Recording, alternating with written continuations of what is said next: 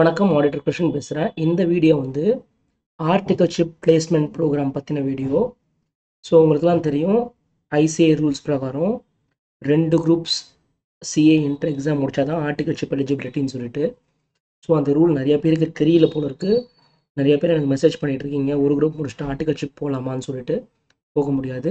So யார் யாரெல்லாம் both groups exam முடிச்சிட்டிங்களோ, if you want to do articles in Chennai, because எனக்கு சென்னையில் தான் கனெக்ட் இருக்குது. எனக்கு வந்து ஒரு 17 ஃபேம் நான் ஃபில்டர் பண்ணி வச்சுருக்கேன். 17 சிஏ ஃபேம்ஸ், மிட் சைஸ் ஃபேம் நான் ஃபில்டர் பண்ணி வச்சுருக்கேன். எய்தர் நம்ம பசங்க அங்கே ஆல்ரெடி ஒர்க் பண்ணிக்கிட்டு இருக்காங்க, ஆர் அந்த பார்ட்னர் எனக்கு நல்லா தெரியும், க்ளோஸ். ஸோ அது எதுக்காக நான் இந்த 17 ஃபேம் சொல்கிறேன்னா, நிறையா ஃபேம் இருக்குது, 2000 ஆயிரக்கணக்கில் ஃபேம்ஸ் இருக்குது. ஆனால் இந்த ஃபேம்ஸ்லாம் நாங்கள் கொஞ்சம் ஃபில்டர் பண்ணி எக்ஸிஸ்டிங்கை நம்ம பசங்க ஒர்க் பண்ணுறத அவங்களோட ரிவ்யூஸ்லாம் கேட்டு வச்சுருக்கோம்.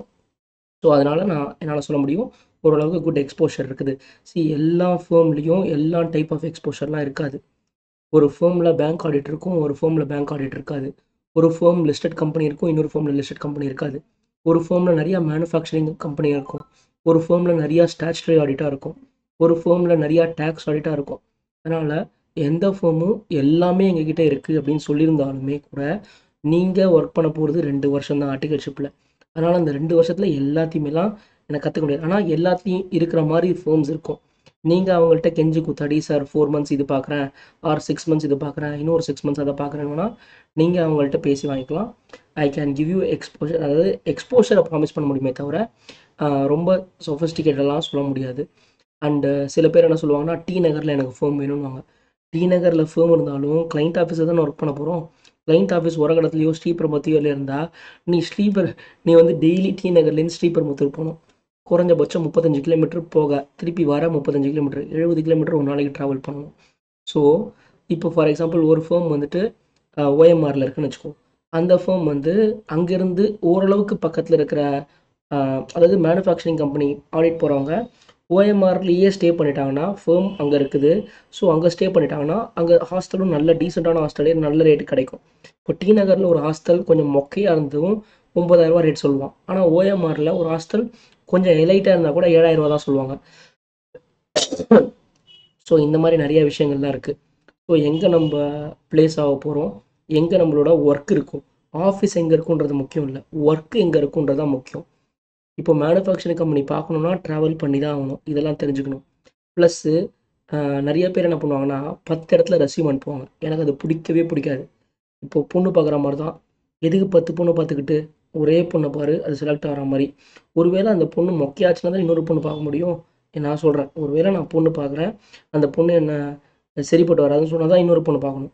ஆனால் நான் பார்க்க போகிறது ஒரு பொண்ணு தான், 10 இடத்துல அப்ளிகேஷன் போட போகிறது இல்லை. 10 பேர் ஓகே சொல்லிட்டா எங்கே மூஞ்சி வச்சுக்கிறது, அந்த மாதிரி தான்.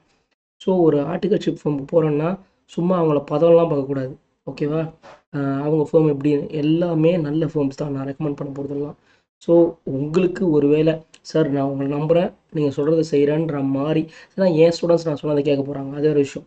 நான் சொல்கிறது பொதுவாக பொதுமக்களுக்கு, நிறையா அதர் அகாடமிஸ்லேருந்தோ செல்ஃப் ஸ்டடி பண்ணிட்டு வரவங்களுக்கும், எனக்கு ஆர்டிகல்ஷிப் தெரியல சார், எங்கே போகிறதுனே தெரியல, ஒரு மாதிரி பிளைண்டாக இருக்கேன், நீங்கள் சொல்லுங்கள் சார் நான் போகிறேன் அப்படின்னீங்கன்னா, நான் இன்டர்வியூ ஷெடியூல் பண்ணி கொடுத்துருவேன். அந்த ஃபேம்லேருந்தே அவங்களுக்கு பேசுவாங்க, நான் உங்களோட ரெஸ்யூம் அவங்களுக்கு ஃபார்வர்ட் பண்ணிவிடுவேன்.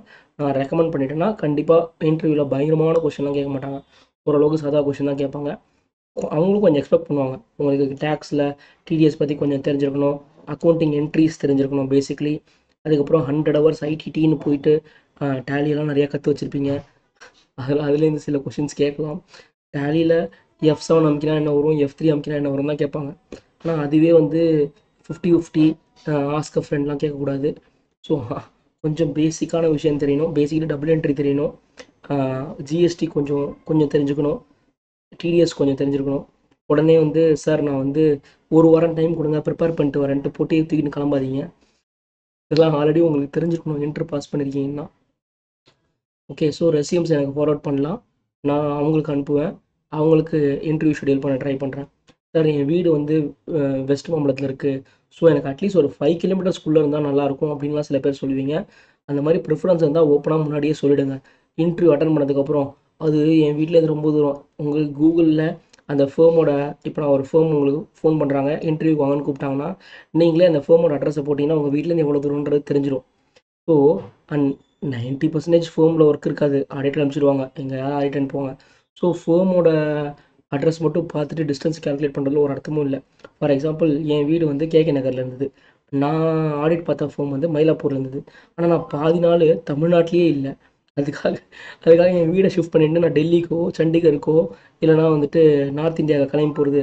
நான் வருஷத்தில் 75-80 நாள் டெல்லியில் இருப்பேன், 45 நாள் வந்து ஹைதராபாத்தில் இருப்பேன். அப்போ என்ன பண்ண முடியும்? ஸோ எதுக்கு சொல்கிறேன்னா, ட்ராவலும் நிறையா இருக்கும். நான் எவ்வளோ நாள் தெரியுமா ஸ்ரீபெரும்புதூர் கிளம்பி போயிருக்கேன். கேகே நகர்லேயும் ஸ்ரீபெரும்புதூர் போவோம்.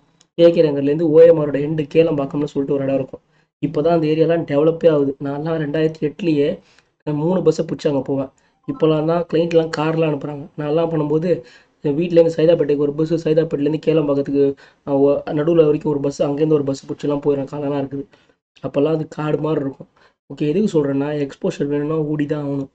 ஓகேயா? அண்ட் நல்லா ஸ்டைஃபன் தருவாங்க. யாருமே வந்து நான் இன்ஸ்டியூட் ரெகுலேஷன்ஸ் படி தான் ஸ்டைஃபன் தருவோம்னு சொல்ல மாட்டாங்க. எல்லாருமே ஆல்மோஸ்ட் டபுள் டைம் தராங்க.